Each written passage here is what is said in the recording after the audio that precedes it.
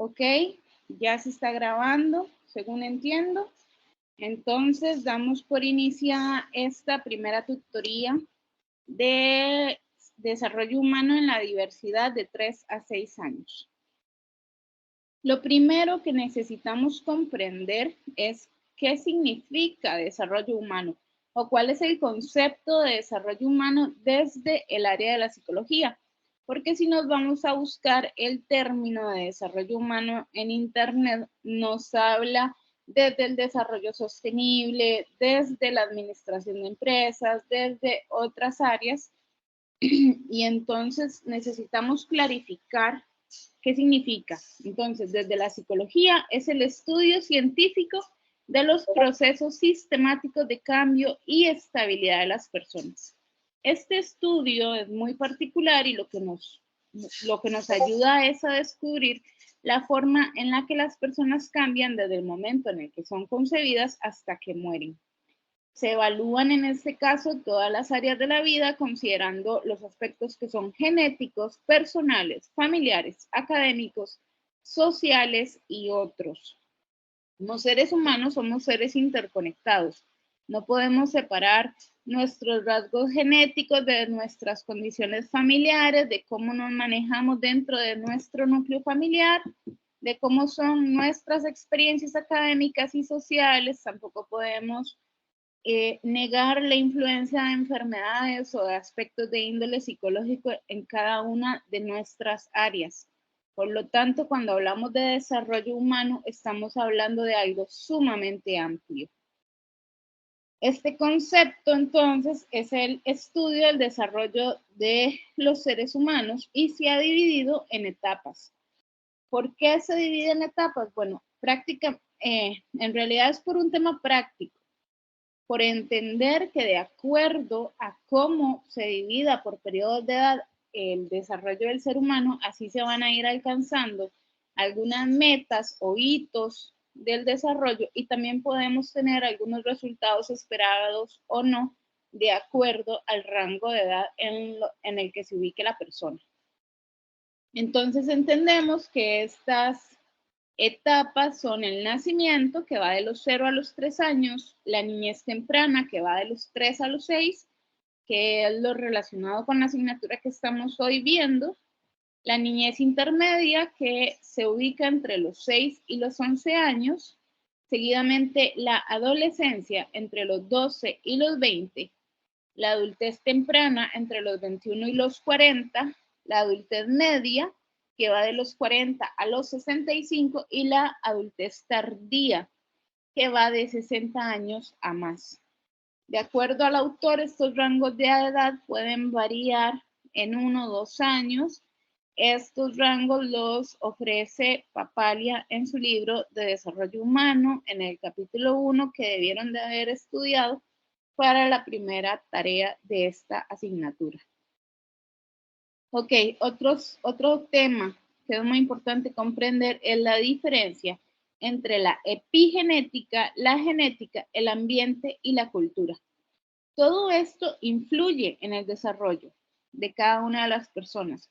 Por ende, es importante entender a qué refieren. Ok, entonces, en lo relacionado con la genética, es todo aquello que hemos heredado de nuestros padres y que nos ha sido transmitido de generación en generación. Esto incluye la apariencia física de una persona, como su estatura, su color de ojos, la forma y color de su cabello y otros aspectos, y también la probabilidad de que contraigamos enfermedades que son llamadas hereditarias. Por ejemplo, la diabetes, la hipertensión, y se conoce que algunos tipos de cáncer tienen en el genoma humano algunas características que pueden eventualmente activarse en nosotros y por ende ser padecidos. Ahora, ¿qué es la epigenética? Esta más bien tiene relación con cómo el organismo interactúa con su medio. Entonces, si retomamos lo relacionado con la genética, podríamos pensar que, bueno, el color de ojos, por más que queramos, no podemos cambiarlo. La estructura de nuestro cabello no podemos modificarla. Por ejemplo, yo lo tengo rizado y yo me puedo hacer el alaciado permanente, perdón, pero, o sea, solo se modifica el cabello nacido. El cabello que me siga naciendo va a seguir naciendo crespo porque yo no puedo modificar, por más que yo quiera, los genes que marcan que mi cabello es rizado. Entonces, hay cosas que pueden activar los mecanismos que pueden ocasionar que lleguemos a padecer diabetes. Por ejemplo, podemos tener a nivel hereditario el papá, el abuelo, el tío, el primo que tienen diabetes y nosotros ya venir como con esa predisposición, pero si yo me cuido en mi alimentación, si establezco rutinas de movimiento físico, si vigilo constantemente mis niveles de azúcar en sangre, no necesariamente voy a padecer la enfermedad. Ahora, ¿qué pasa? Que si yo al contrario de hacer todas estas prácticas de buena salud, lo que hago es tomar azúcar en exceso, comer un exceso de carbohidratos, tener una vida sedentaria, me estoy como ganando las fichas, por decirlo de alguna forma, que al final van a ir acumulando puntos para que yo pueda eventualmente desarrollar diabetes mellitus tipo 2. Este tipo de situaciones, entonces, como dice la Filmina, se influencian por nuestra alimentación, nuestras rutinas de movimiento físico e incluso el manejo que hagamos de nuestra salud mental. ¿Por qué? Porque se entiende y se conoce a la fecha que los niveles excesivos de estrés, por ejemplo, afectan la forma en la que nuestro sistema físico interactúa. Al entrar en un estado de emergencia, el sistema empieza a tomar medidas extremas que eventualmente podrían igualmente darnos algunos puntos adicionales en esta carrera con la diabetes. Ahora, ¿qué hay con el tema del ambiente y la cultura? Bueno, la cultura y el ambiente tienen gran impacto en la forma en la que nos desarrollamos. Por ejemplo, genéticamente una persona puede poseer rasgos de una inteligencia superior, ¿verdad? Según la idea esta de los test de coeficiente intelectual, pero si vive en un entorno poco favorable, como por ejemplo una zona de África en la que el acceso a los recursos básicos y la escolarización son difíciles de alcanzar, es posible que aunque la persona tenga la capacidad de desarrollarse cognitivamente, su ambiente y su cultura no se lo permitan o faciliten. Igual que zona de África, podemos pensarlo aquí en Costa Rica, una persona menor de edad que vive en un entorno marginalizado, con padres violentos, alcohólicos, drogadictos, que está en una situación de abandono, que tiene mala alimentación, que en la escuela sus docentes son negligentes y no le apoyan y no están vigilando qué está pasando con esa persona menor de edad, que la tienen abandonada física y emocionalmente, y aunque tenga todas las capacidades para salir adelante, si el ambiente y la cultura en la que esa persona crece no son nutridas, si no son nutrientes para esta persona, difícilmente va a lograr alcanzar todo su potencial. Ahora, cuando hablamos de desarrollo físico, no solo hablamos de las etapas del desarrollo en rangos de edades, sino que también hablamos de áreas del desarrollo. Entonces hablamos del desarrollo del área física, del desarrollo del área cognitiva y del desarrollo del área psicosocial. Cuando hablamos de desarrollo físico, el desarrollo físico y motor se ejecuta mediante tres principios, que es el cefalocaudal, el próximo distal y el general específico. Estos rigen el desarrollo. Por ejemplo, se puede observar cuando los niños y las niñas logran movimientos cada vez más finos y complejos y cuando son capaces de mayor coordinación en movimientos que implican la participación de diferentes partes del cuerpo. En este caso, el desarrollo no solo implica crecimiento de las diferentes partes del cuerpo, sino también la maduración de estas. Pero ¿A qué nos referimos con céfalo-caudal, próximo distal y general específico? Cuando hablamos de céfalo-caudal, hace referencia a que el desarrollo empieza del encéfalo, o sea, del cerebro, de la cabeza, y de ahí baja por la columna vertebral. Cuando hablamos de próximo distal, hace referencia a que el desarrollo empieza desde el centro, o sea, de la columna vertebral hacia las extremidades. Y cuando hablamos de general específico, hablamos de que va de lo general, o sea, por ejemplo, del desarrollo motor grueso al desarrollo motor fino, del movimiento de las piernas y el gateo a poder caminar y poder correr, de la identificación de letras, por ejemplo, en la parte cognitiva, a el entendimiento de palabras y poder leerlas, del balbuceo a la formación de palabras complejas, de la formación de palabras específicas al habla compuesta. Entonces va de lo muy general a cosas más específicas, o que requieren mayor nivel de especialización por parte de la persona. Motricidad gruesa, entonces, abarca el dominio corporal del individuo con respecto a sí mismo y su entorno, parte de la coordinación general, el equilibrio, el ritmo y la coordinación visomotora, o sea, mano, ojo. La motricidad fina son los movimientos que involucran un nivel elevado de maduración en el nivel neurológico y óseo muscular, además de un aprendizaje en la adquisición de nuevas habilidades y destrezas con un grado de mayor precisión y coordinación. Entonces, cuando hablamos de motricidad fina, estamos hablando de poder escribir, poder recortar, poder hacer bodoquitos, por ejemplo, en los niños en edad preescolar, poder hacer el movimiento de pinza para agarrar un lápiz, para agarrar algo pequeño, ¿verdad? A eso nos referimos con la motricidad fina. ¿Qué actividades se pueden utilizar para estimular entonces el desarrollo físico?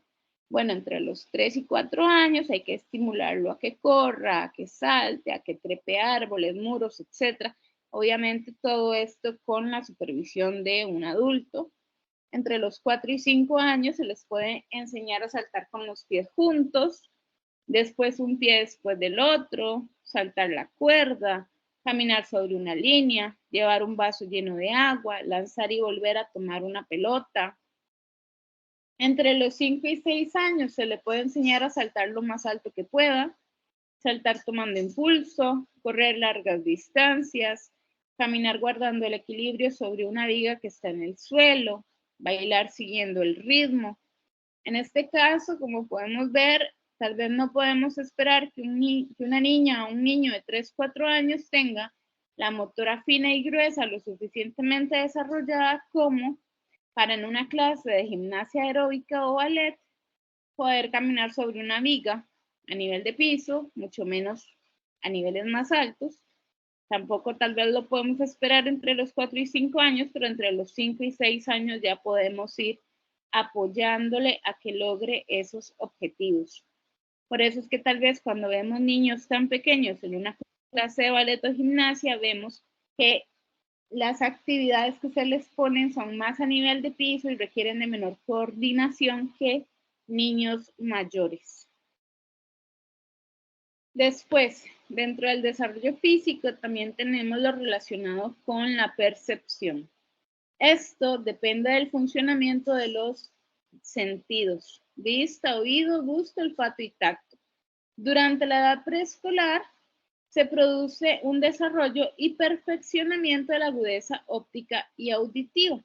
Recordemos que los recién nacidos, por ejemplo, no pueden ver de cerca y tardan varios meses en poder enfocar. Entonces, hay órganos que por el estado de creación del ser humano dentro del útero materno no nacen totalmente desarrollados. Es un proceso en el que el ojo, por ejemplo, se tiene que ir adaptando poco a poco. y entre los 3 y 6 años esta adaptación sigue desarrollándose y perfeccionándose. En los niños y las niñas, la forma es uno de los factores del conocimiento que les permite, por ejemplo, discernir materiales tangibles. En ese sentido, si se les presenta una forma geométrica, intentan encontrarle un sentido dándole un nombre. Por ejemplo, un círculo es una pelota.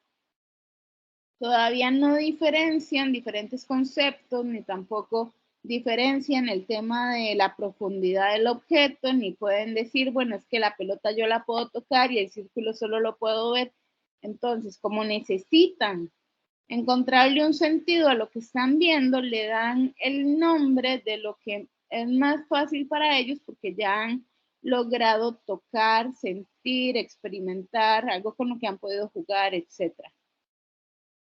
Después está el tema de la lateralidad, que en algunos niños o niñas la preferencia lateral aparece en la primera infancia, otros continúan en un cierto nivel de indefinición durante la edad preescolar.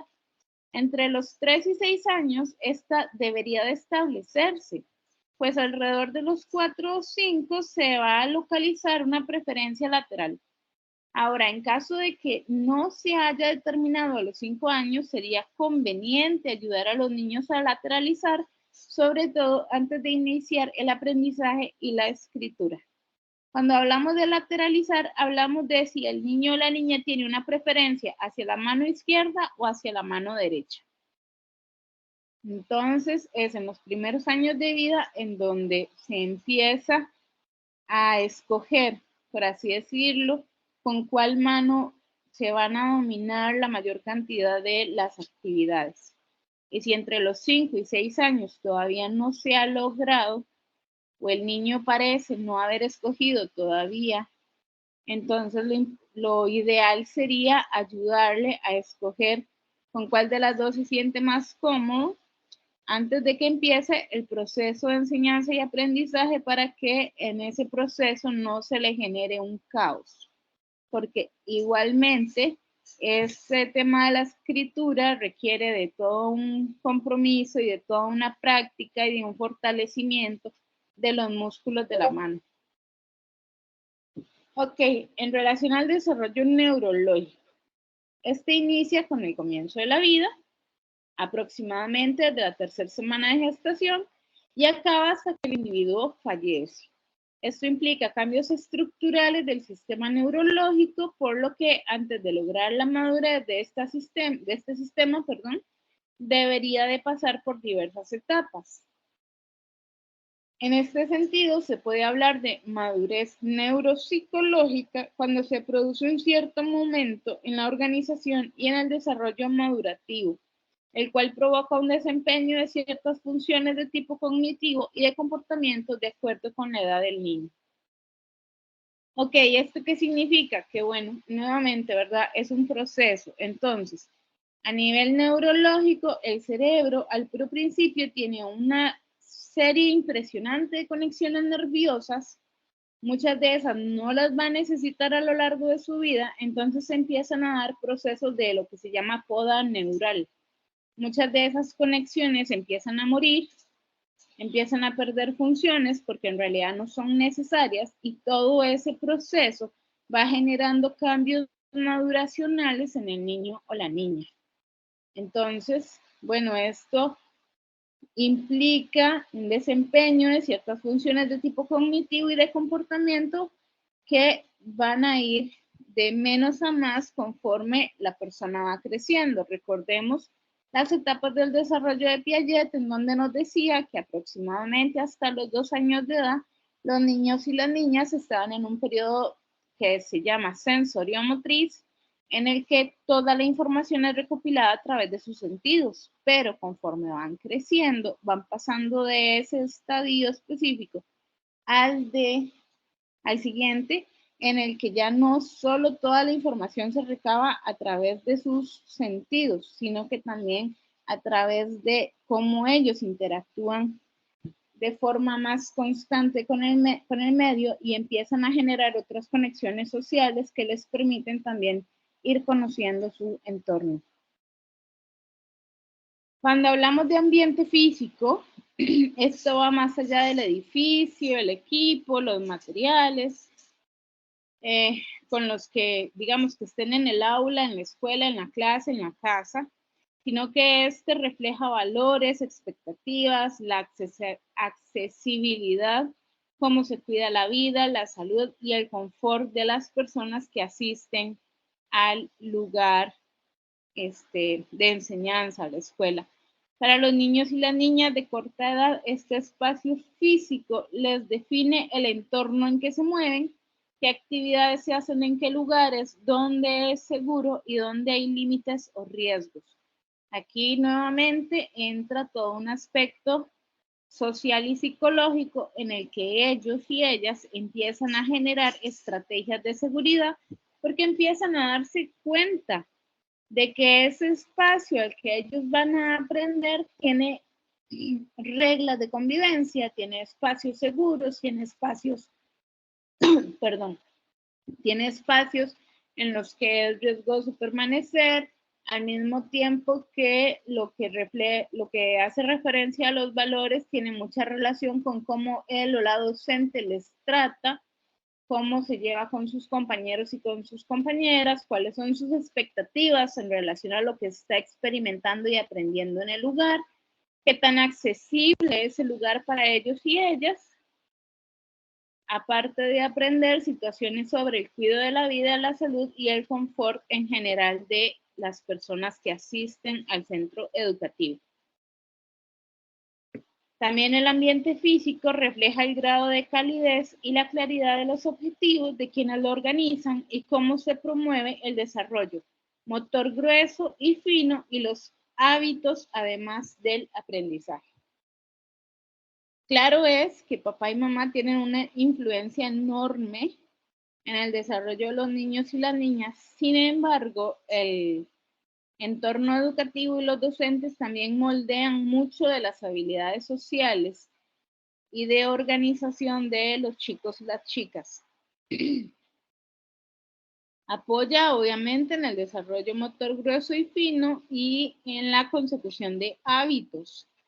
Tal vez papá y mamá no tienen muchas habilidades para poder inculcar en sus hijos e hijas hábitos correctos de alimentación, de salud, de valores, etcétera, pero el equipo docente tiene esa capacidad y logra apoyar y guiar a los niños en el alcance de esas metas.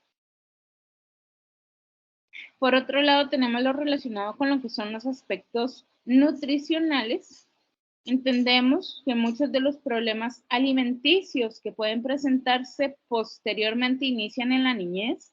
Entonces, para evitar esos riesgos y que la hora de la comida no se convierta en un verdadero campo de batalla, se recomiendan algunas prácticas que durante la primera infancia y los años escolares pueden ser de muchísima ayuda.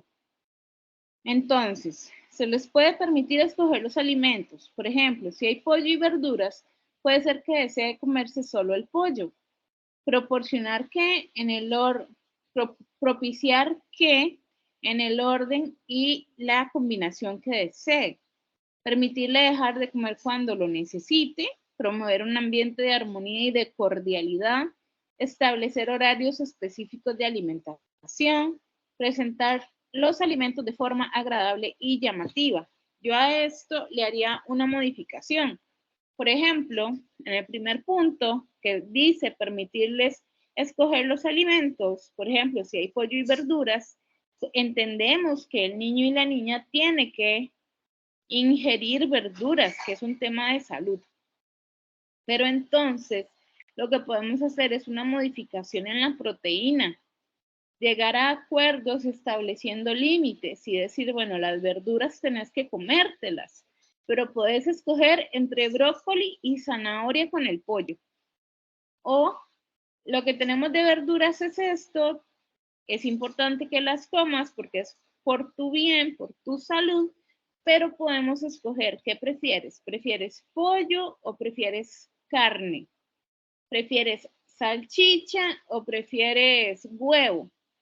¿Verdad? Entonces, darles opciones limitadas, pero opciones que sabemos que son factibles y accesibles para nosotros como personas adultas, y aún así estamos permitiéndole a la persona menor de edad tomar decisiones en relación con su alimentación y con su bienestar físico, con, perdón, con los límites que eso implica, porque es importante que entienda que la proteína es importante, que la verdura es importante, que el carbohidrato es importante, que la fruta también lo es.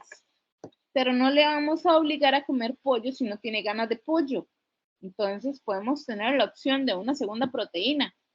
O no le vamos a obligar a comer brócoli si no le gusta, pero tal vez le gusta el chayote. Entonces, de eso se trata, de ser muy creativos a la hora de presentarle a los niños y las niñas las diferentes opciones. Cuando habla de promover un ambiente de armonía y de cordialidad, bueno, es que se trata justamente de que la hora de la comida no termine sobrepasada por llanto, por lágrimas, por gritos, por berrinches, porque no me gusta lo que hay, y entonces mamá, papá o la maestra se desesperan y me gritan, me regañan, me castigan y al final termino comiendo lleno de mocos y lágrimas y la comida me cae mal al final y no la disfruto. Y eso con los años se convierte en la comida es un estímulo aversivo en mi vida. ¿Qué significa? Que es algo que cuando está frente a mí o cuando considero que tengo que comerlo, en lugar de sentir placer al comer ese alimento o a comer alimentos en general, lo que siento es mucha incomodidad y empiezo a acercarme peligrosamente a la posibilidad de terminar padeciendo un trastorno de la conducta alimenticia. Por eso es que aquí en la diapositiva anterior se expresaba que muchos de los problemas alimenticios que podrían presentarse posteriormente inician en el periodo de la niñez. ¿Por qué inician ahí?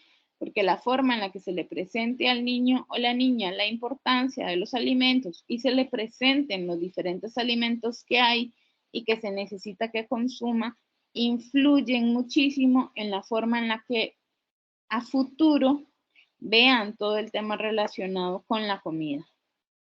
Entonces, continuando con el tema de aspectos nutricionales, la labor de la persona docente es la de guiar a la madre o al padre de familia en cuanto a aplicar buenos hábitos alimenticios, a desmitificar comportamientos, a fomentar la comunicación en los espacios familiares, a modelar hábitos alimenticios y en general un estilo de vida saludable, aprovechando, por ejemplo, los espacios de alimentación que pueden presentarse en el horario escolar. Obviamente ustedes como docentes no van a tener la posibilidad en el comedor escolar o en su espacio de clase de ofrecerle tal vez diferentes opciones de alimentación a sus estudiantes y tampoco les corresponde, pero pueden hacer ejercicios de alimentación en el aula, pueden llevar actividades que hablen sobre la importancia de alimentarse y de ciertos alimentos, pueden hablar con papá y mamá y moldearles a ellos la forma de establecer con los chicos y con las chicas toda una jerarquía de alimentación, pueden enseñarle a papá y a mamá estrategias para negociar con sus hijos en relación a la comida, etcétera, etcétera, etcétera. Ok, otro tema en el desarrollo físico es el desarrollo de los hábitos. Y es que a partir de los 2 o 3 años se consolida en los niños y en las niñas la importancia de las rutinas o de los hábitos. En este sentido, si la familia establece rutinas y secuencias de eventos que repite con frecuencia, el niño o la niña aprenderá que existen patrones de respuesta asociados eventualmente a los hábitos. Y es que esto es muy importante en situaciones también muy específicas, como por ejemplo, una persona con el trastorno del espectro autista necesita sí o sí rutinas y necesita que se le anticipen las diferentes actividades que tiene que ir cumpliendo en el día. Porque en general, esto es en general, el ser humano necesita, adulto o no, sentir que tiene control sobre las situaciones que pasan a su alrededor. Todos nosotros y nosotras tendemos a hacernos una rutina o a hacer una lista de prioridades de lo que vamos a ir haciendo durante el día y entonces decimos, por ejemplo, bueno, me levanto, hago la cama, desayuno, alimento a la mascota, pongo a lavar la ropa, mientras lavo la ropa pongo el desayuno y cuando termino el desayuno lavo platos y después voy a revisar la ropa. O sea, llegamos y establecemos una serie de pasos para ir culminando con las actividades del día, pero nosotros como adultos tenemos esa posibilidad de hacerlo. Las personas menores de edad y especialmente en edades inferiores a los 6 años tienen un manejo muy limitado de la conciencia del tiempo. No logran comprender con claridad, por ejemplo, cuántos son 5 minutos. Entonces, de pronto yo le digo a un niño de 3, 4 años, en 5 minutos nos vamos y el niño o la niña no sabe que son 5 minutos, ¿verdad? O no entiende por qué de pronto estaba muy entretenido en la fábula, pero llegan y le apagan el tele y es vaya, bañese ya. Todo esto genera caos en los chicos. Entonces, en el momento en el que nosotros logramos establecer rutinas con ellos y les decimos, por ejemplo,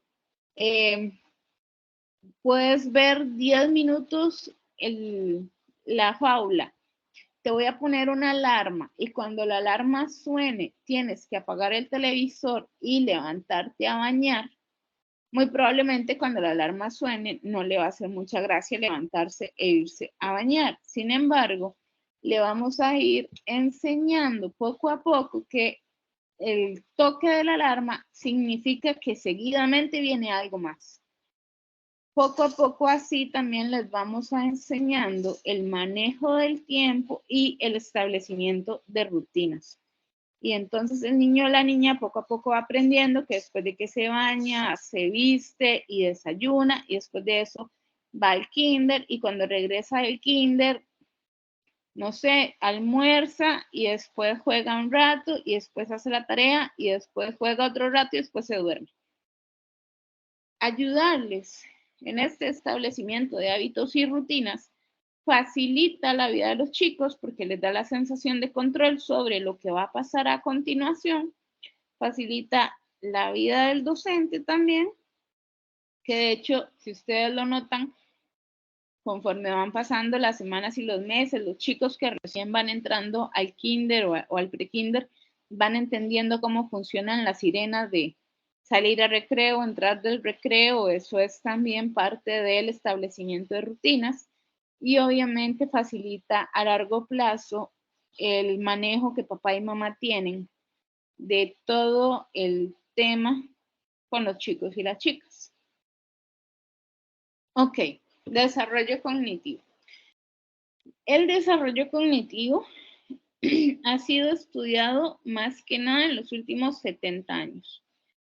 Este estudio inicia con los aportes de Piaget, los cuales sirvieron por muchos años como la base para el estudio del desarrollo cognitivo inicial, o sea, de niños casi que neonatos, empezó este estudio del desarrollo cognitivo. Luego se descubrieron los trabajos de Vygotsky, que aunque habían sido desarrollados al inicio del siglo pasado, fueron retomados hasta hace muy pocas décadas. En la actualidad se habla también del procesamiento de la información, de neurociencias, la teoría de la mente y la de las inteligencias múltiples. Hablando específicamente de Piaget, el conocimiento no es un conjunto de datos, sino el reflejo de los procesos que se van desarrollando desde el momento del nacimiento. Entonces, implica que cada día el niño y la niña tienen la oportunidad de construir sobre lo que aprendió el día anterior e ir elaborando poco a poco cada uno de los conceptos que debe conocer y aprender para desenvolverse dentro de su contexto. Al completar la etapa sensoriomotora e iniciar la preoperacional, que es la que va de los 3 a los 6 años aproximadamente, El niño y la niña usualmente han dominado ya lo que hace relación a la permanencia de objetos, a nombrar con precisión cosas que están a su alrededor, a comunicarse con otras personas sobre sus deseos y considerarse a sí mismo y a sí misma una persona distinta de los demás. Recordemos que en la etapa sensoriomotora, el niño o la niña no tiene conciencia de que es una persona separada de mamá. Ya en esta otra etapa, en la preoperacional, empiezan a entender el concepto de ser humano individual, de que ellos son una persona y mamá es otra y papá es otra totalmente diferente. ¿Okay? Entonces, el pensamiento preoperatorio, según Piaget, presenta las siguientes características. En primer lugar, es muy concreto. Entonces, se centra en objetos que el niño o la niña pueden observar por alguno de sus sentidos. Si no lo veo, si no lo escucho, si no lo toco, si no lo siento, no puedo traerlo, por ejemplo, a mi memoria. No puedo decir que existe. Yo trabajo sobre lo que estoy viendo, percibiendo, tocando, oliendo, escuchando. Desarrollan una capacidad de representación.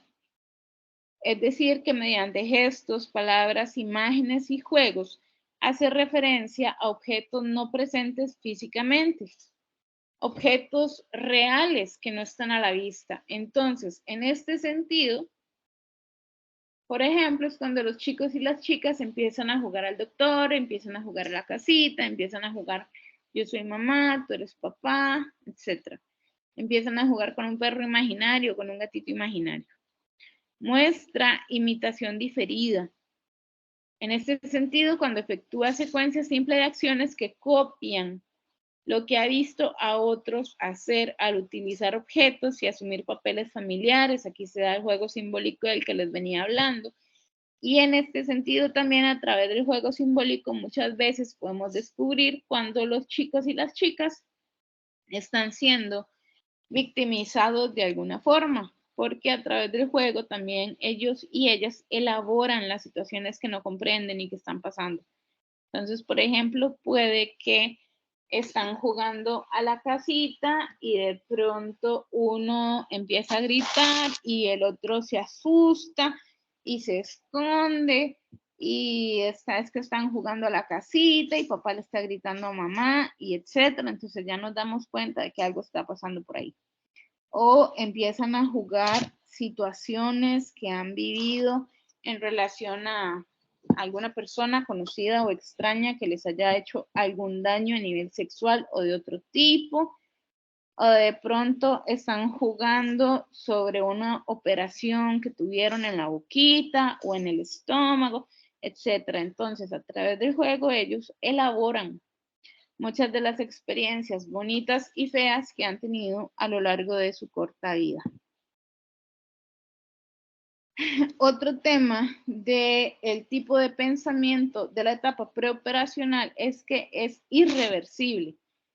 En este caso, el niño o la niña no hace operaciones mentales para comprobar que si no se ha agregado nada, la materia sigue siendo la misma. Entonces, uno de los experimentos que hacía Piaget era el de agarrar dos bolitas de plasticina, las dos del mismo tamaño, perdón, con la misma cantidad de plasticina, una la dejaba hecha una bolita y la otra la hacía un palito, y entonces le preguntaba al niño o la niña que cuál tenía más, y normalmente decían que la que tenía más era la que era un palito.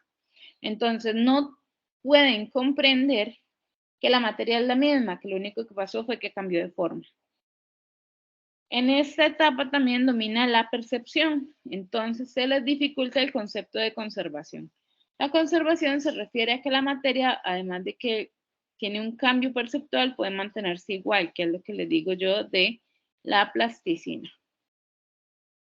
Por otro lado, se evidencia el tema del egocentrismo, que esto no se refiere en ningún sentido a que el niño o la niña sea egoísta, sino que se refiere a la limitación que tienen para ver el punto de vista de otra persona. Entonces, para ellos es muy difícil ponerse en el lugar del otro. Esto se debe a que aún no se ha logrado un desarrollo cognitivo que se los permita.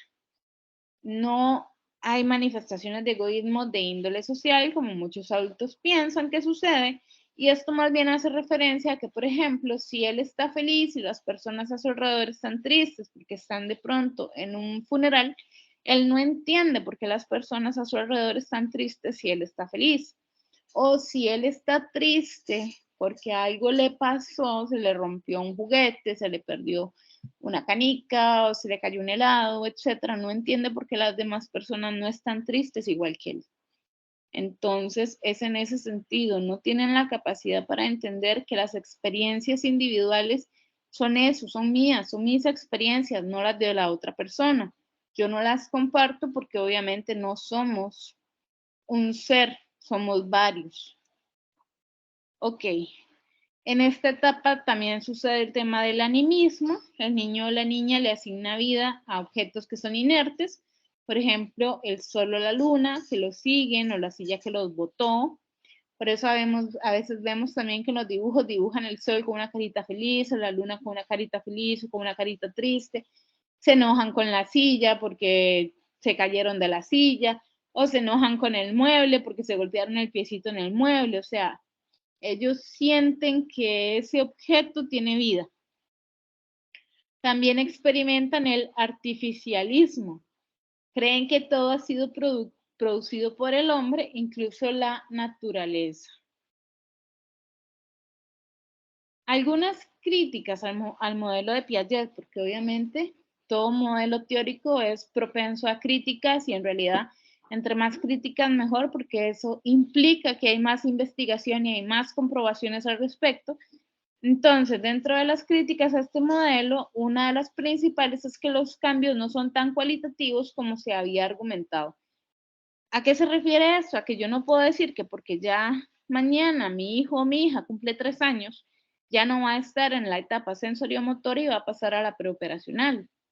O sea, no funciona así, no es que de un día para otro el cambio se da, el cambio es paulatino y va evolucionando junto con el niño o la niña y no se supedita a una edad específica. En este sentido, las etapas no son tan marcadas como Piaget las propone, que es lo que les estoy diciendo. Algunas tareas con ayuda adulta pueden ser realizadas antes de lo que la teoría propone también, y la teoría no considera con suficiente relevancia el factor cultural. Entonces, no es lo mismo un niño en Occidente que un niño en Oriente. No es lo mismo una persona que crece en una cultura hinduista que una persona que crece en una cultura cristiana, judía, islámica, atea, etc. Los diferentes factores a nivel social influyen muchísimo también. El género influye montones, porque en algunas culturas todavía se mantiene que no se trata de la misma forma a los niños que a las niñas. Entonces también eso influye en el desarrollo de cada uno de ellos respecto de su género. Por otro lado, en el desarrollo cognitivo tenemos a Vygotsky.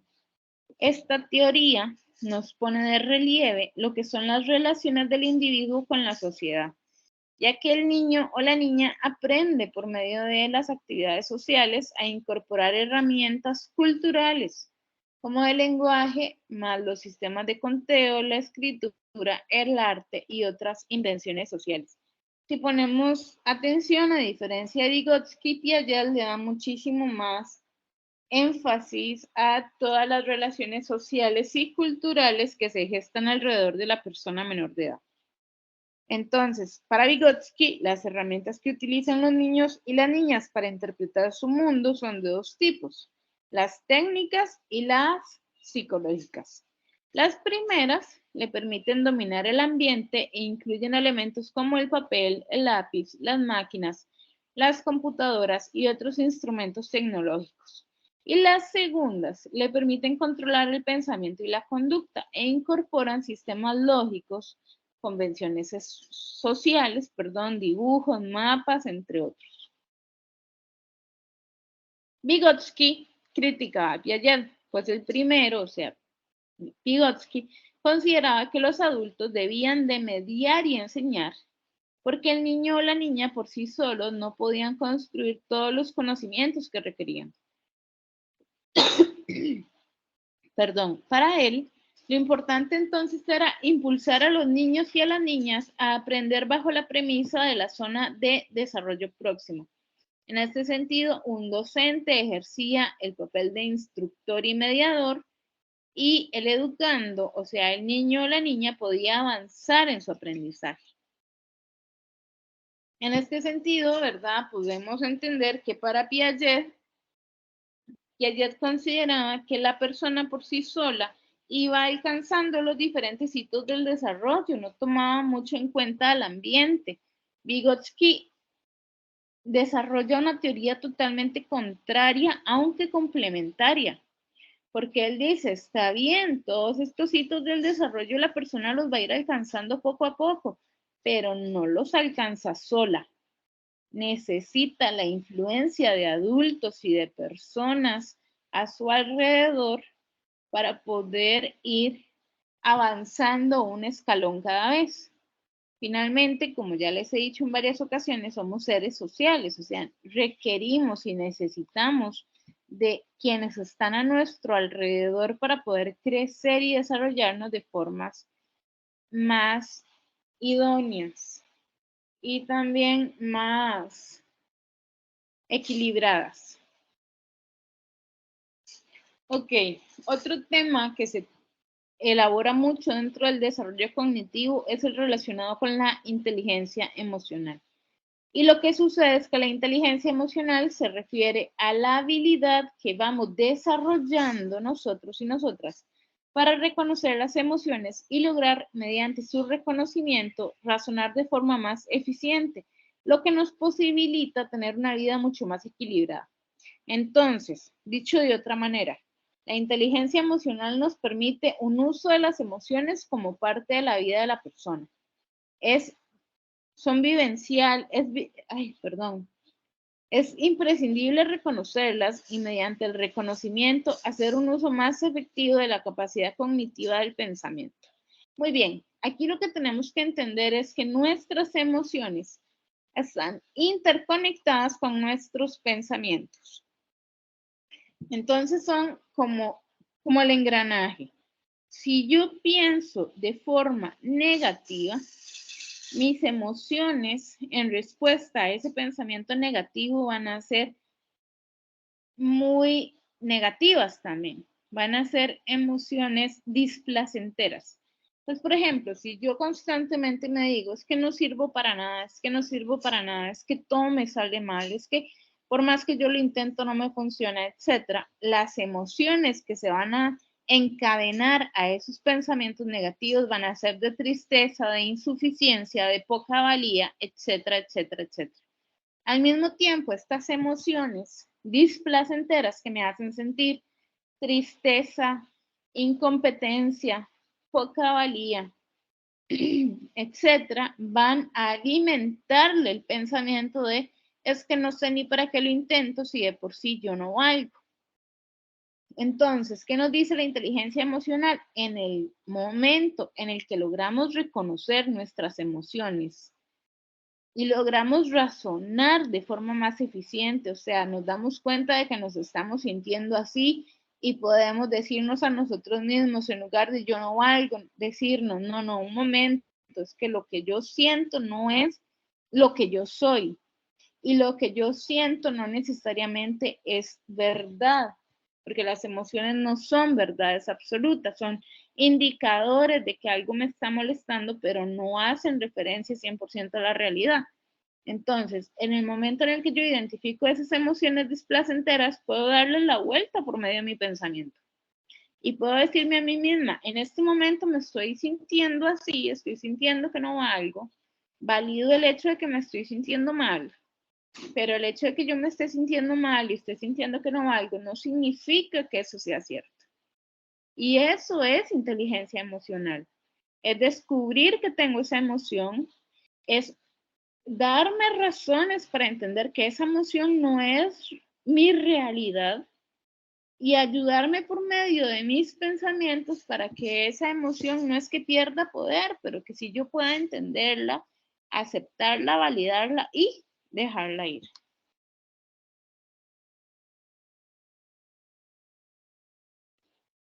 Ok.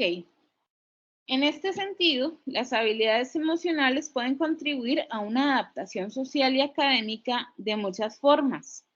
En primera instancia, porque en general nos facilitan el proceso del pensamiento, incrementando la concentración, disminuyendo la conducta impulsiva y es más eficiente en condiciones de estrés.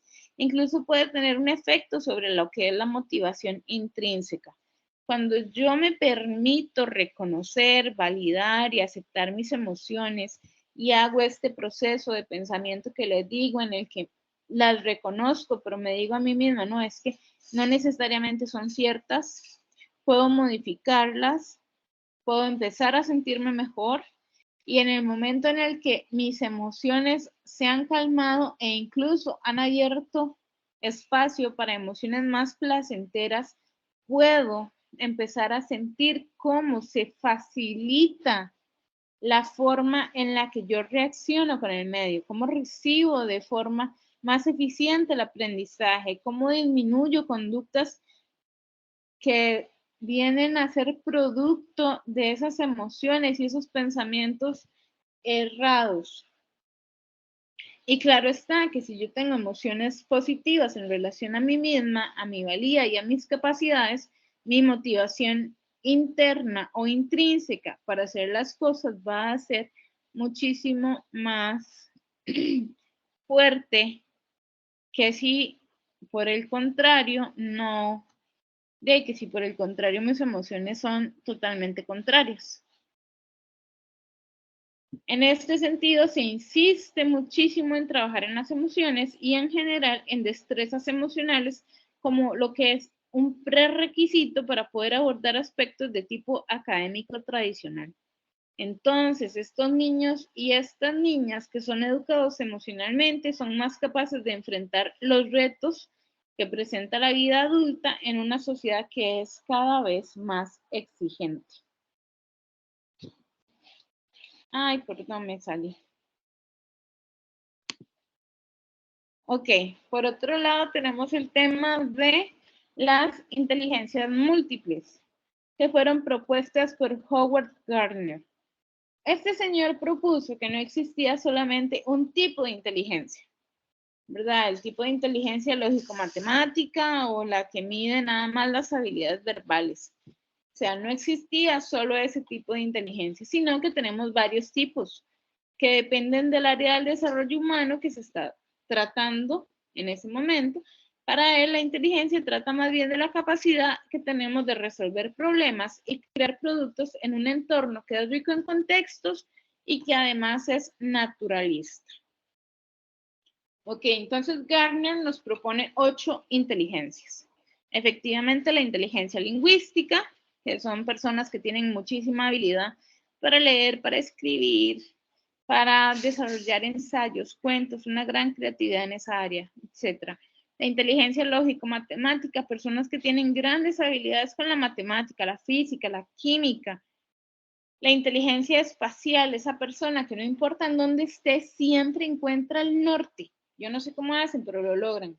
La inteligencia cinético-corporal, esta inteligencia que va muy ligada al movimiento del cuerpo y entonces las bailarinas de ballet, los de tap, los bailarines de rap, los futbolistas, los de atletismo, todos ellos tienen una inteligencia cinético-corporal muy desarrollada. La inteligencia musical, la palabra lo dice por sí sola, todo lo relacionado con la música. La inteligencia interpersonal, que es la habilidad que tengo yo para establecer relaciones sanas y llevarme muy bien con el otro o la otra. La inteligencia intrapersonal, que es la capacidad para evaluar mis propias emociones, mis pensamientos, mis conductas, etc. Y finalmente la inteligencia naturalista, que es la relacionada con todo lo que tiene que ver con la naturaleza.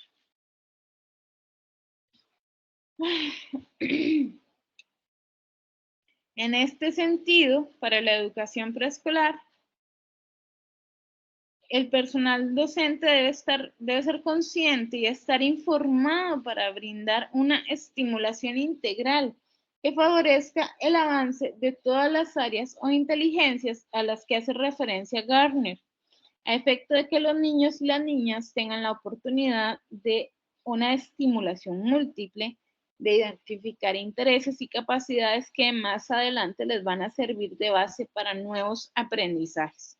Y con esto no se trata de que de pronto en todas las escuelas ustedes tienen que volverse locos por descubrir cómo desarrollar la inteligencia lógico-matemática y la lingüística y la corporal sinestésica y no, o sea, no se trata de eso, no se trata de que tienen que tener 50 millones de diferentes actividades y que tienen que establecer programas de acondicionamiento para cada tipo de inteligencia, no.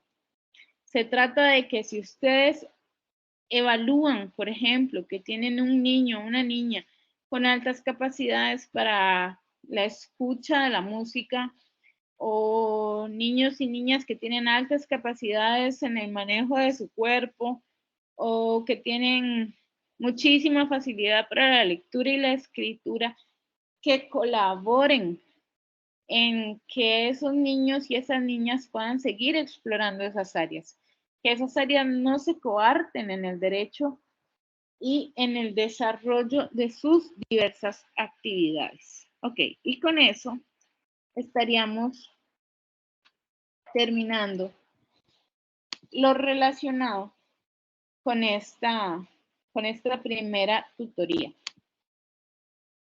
Ok, no sé si tienen dudas, consultas, algo que quieran comentar.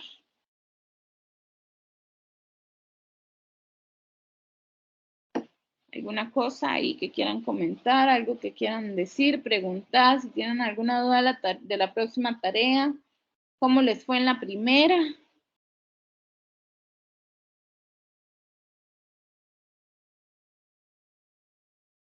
Sí, no, nada, nadie.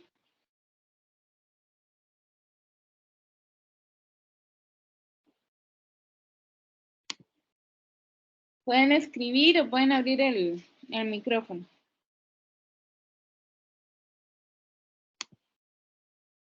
Nada, chicas, todo claro, todo perfecto.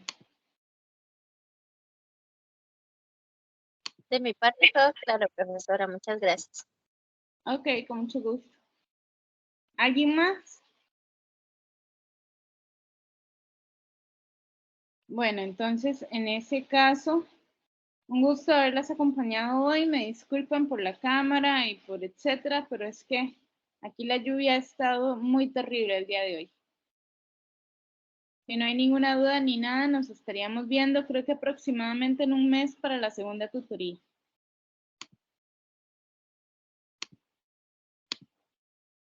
Ya vamos a detener la grabación.